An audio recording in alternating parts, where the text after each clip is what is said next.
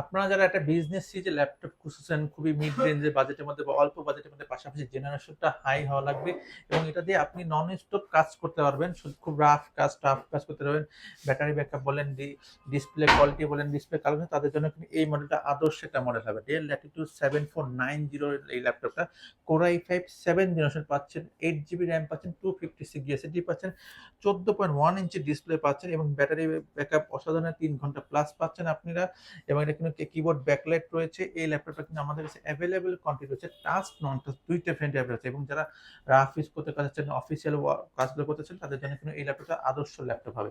এই ল্যাপটপের পারফরমেন্স নিয়ে নতুন করে বলার মতো কিছু নেই, যারা কাজ করে তারা জানতে পারেন। খুবই অসাধারণ পারফরমেন্স দিয়ে থাকে এই ল্যাপটপটা।